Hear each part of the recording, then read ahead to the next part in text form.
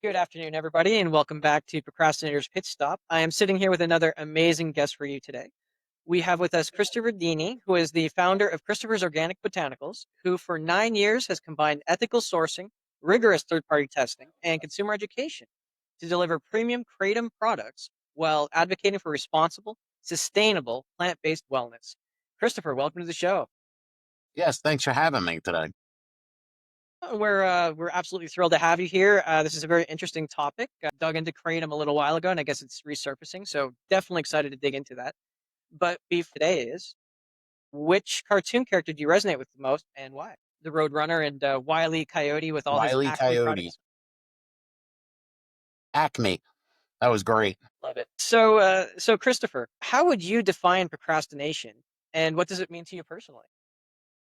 Procrastination, I think, in the general sense, would be just not doing what you have to do. Put a list in front of you. So you have 50 things and you're going over the 50 things and going, I really don't want to do number one. Let's go to number two. Nah, let's go to number three. Before you know it, you're at 50. You haven't done anything. So that's the way I look at, like, in a word picture, procrastination. Like it, I like it. And we know that there's no real 100% cure all or fix all or silver bullet, but what's been your sort of go-to secret sauce for overcoming procrastination? Well, the one main thing I did is, a lot of reading, a lot of educating myself and understanding why I was procrastinating, or if I was. I have ADHD, so sometimes that got in the way of getting really the important things done. I get sidetracked to do something else. So that was one thing I had to understand and realize, say, okay, for me, I got to, reel that in. I've never been put on medications for ADHD. When I was younger, I drank a lot. I also was given opiates for pain. So that kind of made me more scatterbrained and really not doing probably what I needed to do anyway. I found Kratom about 10 years ago. And I'll be honest with you, drinking a cup of tea really helps my focus way more than coffee would and more than anything else. So that seems to be my secret bullet, my secret sauce right now is my cup of tea. I love that because it's natural, and what I really loved about your company actually was that you focus on the natural sort of version of it. Is that correct? Yes, correct. Yes, it's just a leaf. It's a leaf from a tree from Southeast Asia, and we focus on just the regular natural powder. It's just a tea. You make tea out of it, so it can't be any more simple than that. And why don't you give us a little bit of a background and how you really got into Kratom? Because it sounds like an interesting story.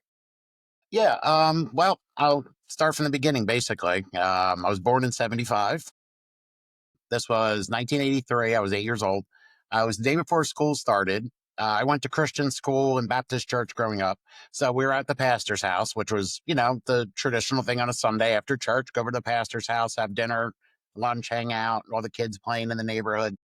So we were playing hide and go seek. So all I remember is going to go cross the street, and there's cars parked on both sides. Going across the street as a kid, I guess ran across whatever. And all I remember is hearing skid marks, hearing the brakes, the tires screeching. And I'm like, what the heck was that? And I look over and I just remember like a deer in headlights. I froze. And next thing I know, I'm waking up on the ground with people around me. So what I was going to say about the skid marks, the car left 40-foot skid marks before it hit me. So they were estimating the speed was about 60 miles an hour in a 25-mile-an-hour zone. So when I got hit, I got thrown the length of a telephone pole to another telephone pole. So whatever, how many feet that is. And when I landed on my stomach and my knees. What I do remember when I got hit, the impact is my head hitting the car. I just remember my head hitting the hood of the car. And next thing I know, I'm waking up with people around me. So I was out for a few minutes. So I'd broken both of my legs on the growth plates. I injured my back, my neck. My whole body got pretty jacked up from the accident in general. So, went to the hospital, got casts, got checked out, and, got the cast off, whatever, 6 months later, 4 months later, after things were done. And I started thinking, okay, I'm going to get back to being a kid again. So come 11 years old, so by the time from 8.5 to 11, I went through the casts and, I was fine. And we started going and trying to be normal again, I guess you can say. So after that point, I was out at school. We were playing, and I just remember feeling something real funny, and I fell. I'm just running around, and I looked down, and I can see my kneecap on the side of my leg. So my knee dislocated. So that knee dislocation is what started many years of knee dislocations. So I'd probably say about each leg, probably about 40 times my knees would be dislocated. So what would happen is they would swell up after the dislocation, and I'd be in knee immobilizers and stuff like that. Probably about a month after each dislocation, 3 weeks to 4 weeks in a immobilizer. So by the time I hit 13, I had my first surgery, corrective surgery. My one leg was about an inch shorter than the other. So we started the corrective surgery. I went through that. It was December, when I was 13, almost 14. So then that leg started getting better. And then by 15, 16, the other leg, the right leg, started dislocating. So I was starting the dislocations on that leg because the main leg was the left one I kept dislocating. Now it's the right one. So then at 22, we had another corrective surgery. So between the age of like 11 and 22, 23, I went through probably be 70, maybe 80 knee dislocations together. So the pain I was dealing with was just ridiculous. It was so just ridiculous pain.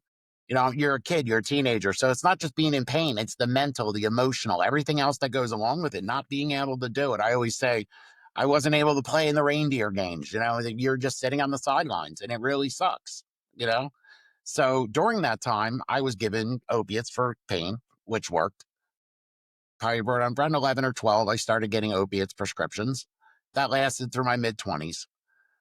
They worked, they did the job, they really did.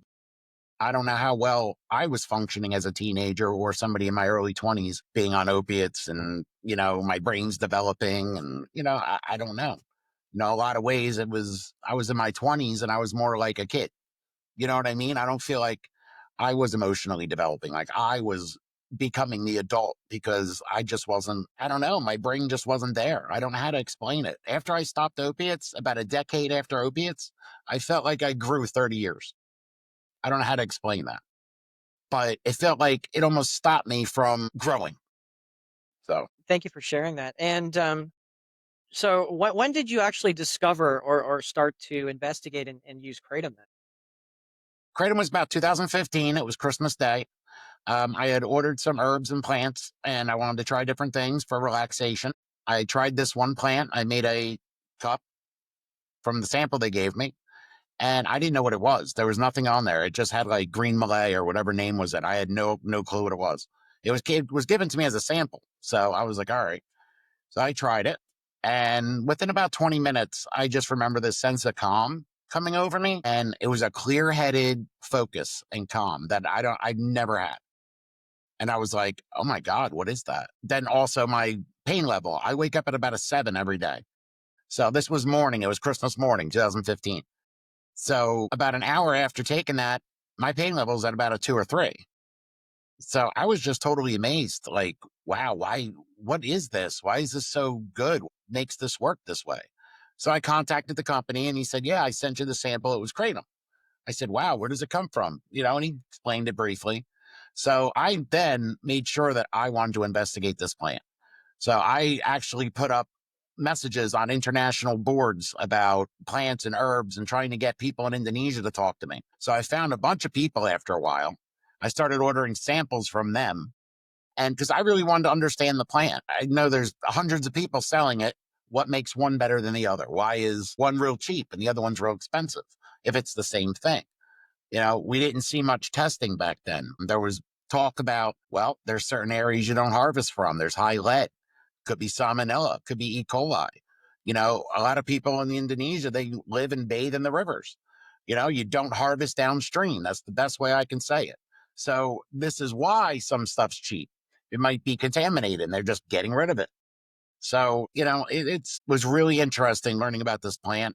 Once I learned about it, it just lit a fire in me to talk to other people about it. And that's how I started my company. I was just like, people are selling this plant in Ziploc bags with magic marker written on it, what it was. Like, nobody knows what it is. There's so many people that are afraid to talk about it. There was other people that are just so happy that it's working in their lives, but they're scared because the FDA or DEA didn't like it at some point. We're past that now, sort of, but it's just so much behind it. And it just lit a fire in me to talk about it and tell people about this plant. thank you for sharing. But what do you think is the biggest barrier or obstacle when it comes to educating people about kratom?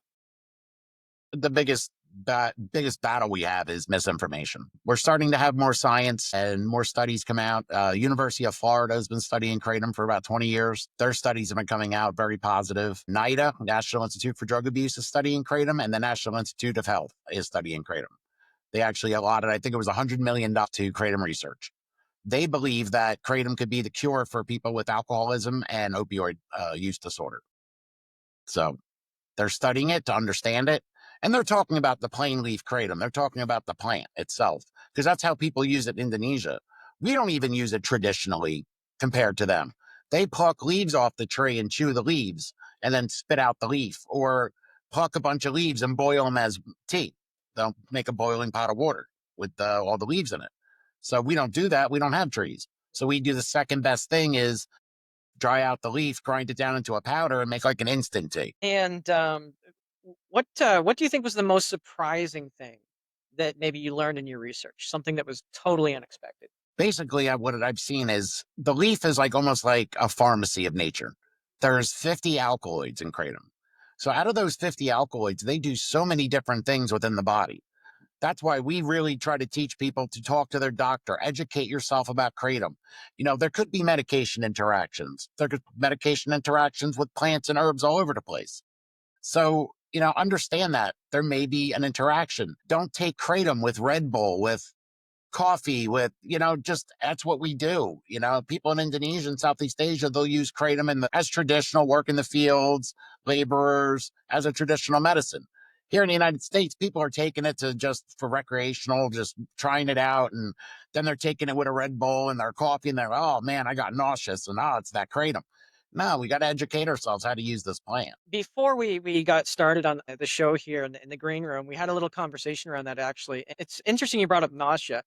That is a common side effect for a lot of extracts. Do you think that it could be attributed to that rather than only, well, I mean the mix is obviously bad too, but do you think that the concentration is making a lot of those sort of unintended side effects? Well, even with the powder, if you take too much, like I take like a tablespoon, mix it in hot water. If I were to take 3 tablespoons and then drink it, I'll probably get nauseous. It's just too much. It's the natural way the plant is. So if you take too much, you consume too much, you're going to purge that, get that out. So that's the way. You can't really overdose on it. You know what I mean? That's the only way I can say it. It's like anything else. You drink too much coffee, you're going to feel nauseous. It's just, you're doing too much. So with the extracts, you got to figure you have, instead of it being, say, somebody took too much kratom powder, they took 20 grams of kratom and then they got nauseous and threw up. Well, with the extracts, sometimes you might have a little bottle of extract that's equivalent to 20 grams of kratom. And people really don't know that. So they don't know that they maybe should take half the bottle or a quarter of the bottle and not take the whole thing. So when people take the whole thing, if they've never used kratom before, they're going to get nauseous probably and be like, oh, kratom didn't work for me. Oh, that wasn't really good. Well, no, you took too much. Oh, and that's probably not the right way for you to take it. Depends what you're using it for, too. If people are looking for energy, they want to look for more of a higher mitragynine, white or green kratom. If people are looking for relaxation, usually a lower mitragynine or a red kratom is a little more relaxing. So there's just a lot of education with the plant. I can take the same tablespoon of green kratom, mix it, I'll get some energy, some relief. But if I take two of those tablespoons, I might feel tired. I might feel relaxed and be like, nah, really don't want to do anything right now. So some people don't want that. So it's just education with the plant. It really is. And that's all we're trying to do is educate people on proper use. What you were saying there about the 20 grams of kratom thing. I mean, to me, I think we need to have some common sense as people too. Like, would you take 20 grams of anything? Would you take 20 grams of coffee? Would you take 20 grams of, well, I guess Tylenol is a bad example, but 20 grams of just about anything is a lot, right? Yeah, it's just too much. And in the beginning, I didn't have anybody to talk to. You're talking 2015, 2016. There was not a lot of research. There was only a couple forums. There was maybe 2 or 3 companies really selling it right with proper packaging and labeling. And I had no clue. I was reading what I was reading online. I was going into forums. I was talking to the people in Indonesia, talking to the farmers, just trying to really educate myself. So when I first started it, I tried way too much. I tried like 2 tablespoons of it and I got nauseous, threw up. I was like, oh my God, that was horrible. I was like, but that wasn't my experience the first time. So what did I do wrong? That packet I got the first time was this amount, and I took that amount. Oh, okay. Started taking less. That's what we say in the Kratom community: less is more. Kratom is way different than every other substance or any other product people are used to. We're used to ingesting more and more to get a better result. So with Kratom, that's not the way it is. The less you consume, the better result you get. The more you consume, you're overloading your body and it's not working the way it's supposed to. Thank you for saying that, and it brings an interesting question when we talk about tolerance. Like, I experience this with alcohol. We experience it with coffee sometimes. We experience it with marijuana. We experience it with other drugs. We develop like a tolerance that hasn't happened so far in your experience with kratom.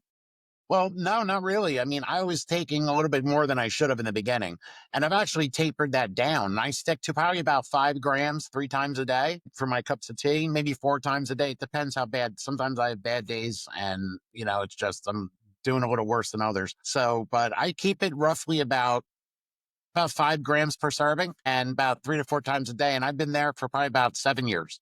Well, see, now that's some good news because especially with opioids and this is one of the other things that caught my attention in the research and on your website as well.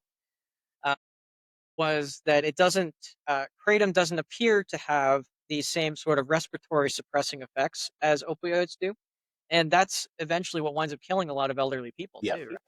And Yep, exactly. And that's one thing why they're really NIDA is studying kratom, because they can see it doesn't cause the respiratory depression. And there's a lot. You can go on Google or you can look on our website for some of the studies, but you can go on Google and just Google kratom studies from the University of Florida or NIDA, and you'll be able to see it. They're on YouTube.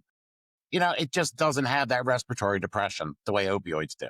It's a partial agonist. It's not a full agonist. So that's really why that doesn't happen. And it's self-limiting.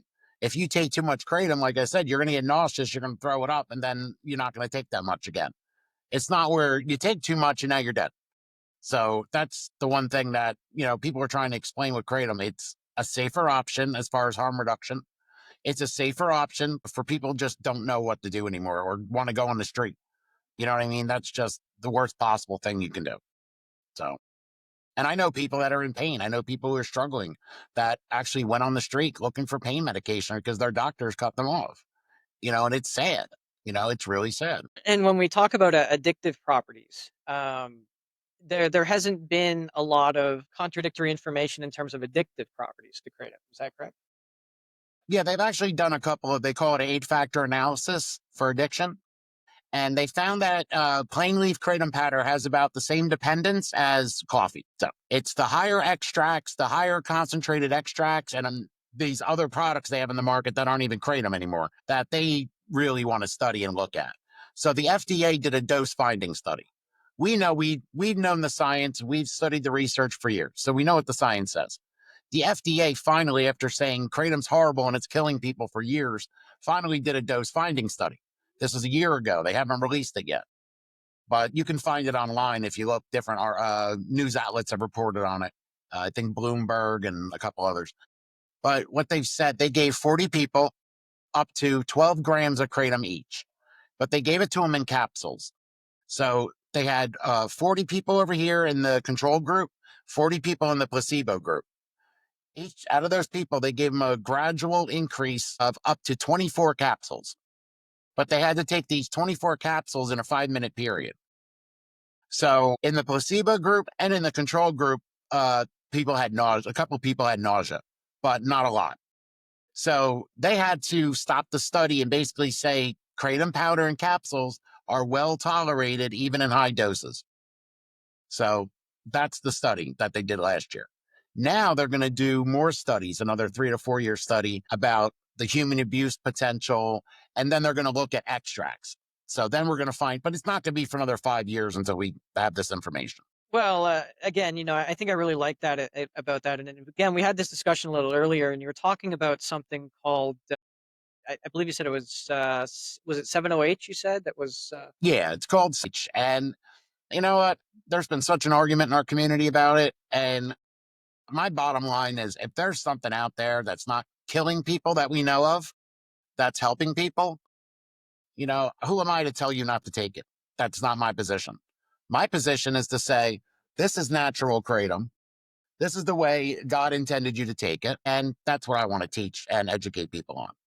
So, but these products are not kratom. They are way far from what nature intended. Do they work? I don't know. I've never tried them, but from what people tell me, oh yeah, they work. But within a week, they're like got an addiction to them, and they're going through withdrawals from them, and they're very short acting. So, like kratom powder, I take a thing of kratom powder, it might last me 6 hours. People are saying these other products that are highly synthesized concentrates and not even kratom, they're saying that like it's really short lived for only for a couple hours. So, anybody who knows anything about addiction, the shorter half life, the more addiction potential.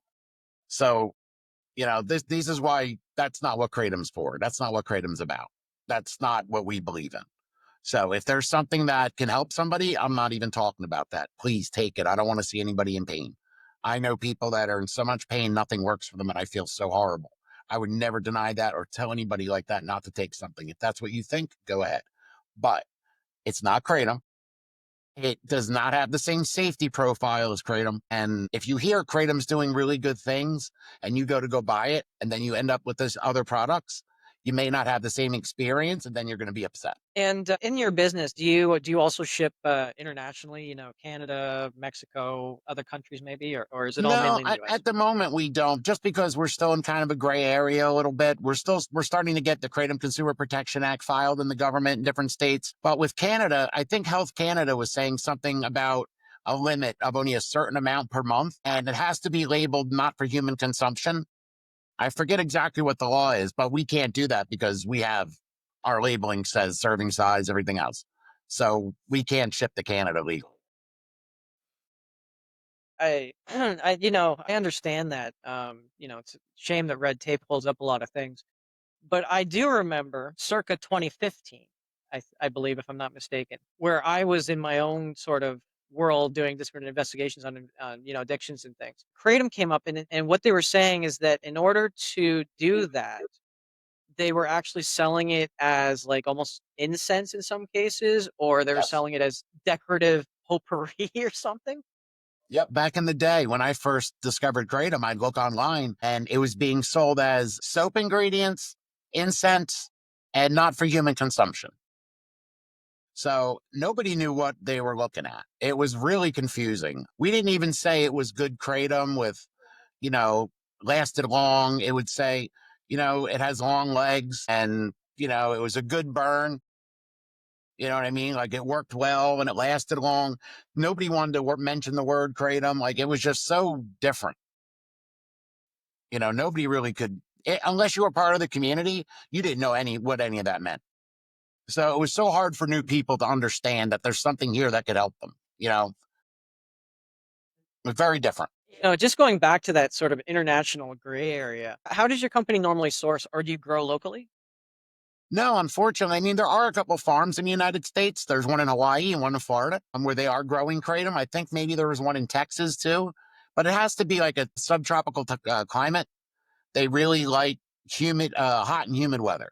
So think like Miami or the Keys, that type of tropical climate. I had a tree in New Jersey for a couple of years. I mean, I got a tent built in the garage so I could bring it in the winter. It lasted a couple of years and it just was not happy with me. So it did great in the summer. It loves water, it loves to be flooded. Like they can grow. The kratom trees can grow in a flooded climate, no problem. They just can't live in a dry climate. I'm really interested to hear some of your clients. What do you think has been the most sort of, I don't like to use the word amazing because I feel like it's overused. What's the most interesting or profound impact that you've heard from a client? Most profound impact of what? I'm sorry. Impact of Kratom. People, this is a common quote in the Kratom community and people talking about Kratom. After they find Kratom, they'll say, Kratom gave me my life back. So you hear that, and most people that if they really didn't know about kratom or didn't understand it would be like, okay, what does that mean? You're exaggerating. No, people aren't exaggerating. With kratom, what it did for me is let's use alcohol for an example. I'm drinking every day. I'm using that for pain relief, which is definitely not a good idea. And doing that. So within a week or so of starting kratom regularly, like every day, drinking it every day, that whole noise in my head that went, you got to go home and have a drink. I'll go have a drink. Oh man, you need a drink. That noise went away. That noise isn't there anymore. I don't know how else to explain it. That's the easiest way I can explain it. But it slows down all the noise. Like if somebody was, I know people that were one of our customers, lost their kids, living on the street, divorced, on drugs, found Kratom. As soon as they found Kratom, within a week or two, they slowed down that brain. And they were like, I need to get help. I need to get off the street. I need to get my kids back. I need to do it. And did it.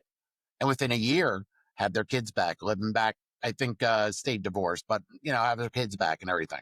Stories like that of something like I say, Kratom's a tool. Kratom's not a fix-all. It's not at all. But it's a stepping stone. It's a tool to really help people to get to the next step that they need. And that's just one example of what Kratom can do. There's so many examples out there of different ways it's helping people. And I forgot to mention, you asked about sourcing. And we only source from Indonesia, straight from Indonesia. And this is really exciting. I mean, I'm a little biased because I'm a nerd when it comes to investigating the natural ways of things because my own mother died. Again, the opioids, a lot of older people in nursing homes, they just up the dose because resistance kicks in and then they go. But what's next for you and your company? Where do you see you going in the next 5 years? Well, what we're doing is educating people. Up until the last year or so, we really didn't have that much science. We didn't have an FDA study. I didn't have anything to tell anybody, hey, everything I've been thinking and saying and knowing for the last 9 years is true. Look, I have the paperwork. So now we have that. So our next step is to educate people about real kratom, have them understand that some of the products you see in the market that call themselves kratom really aren't kratom. That's not what kratom's about. And I want people to understand there's something here. There's something here that can benefit them if they just look into it and read it and educate themselves. We're here. The company's me, my wife, and my daughter. What we try to do is educate people locally, part of our Chamber of Commerce. We've talked to our local recovery centers. We're just trying to get the word out that if people hear about kratom, know that kratom's a leaf from a tree. It's not some of these super concentrated products you see on the market. People just need to educate themselves what this plan is. And that's what we're trying to do. And let me ask you this: how do you believe that kratom sort of stacks up to cannabis now? You know what? That's the one thing I loved about kratom. I have a medical card for cannabis. I've had that since 2018. I had a cancer diagnosis and some other things going on with the chronic pain. Yeah, I had got the card.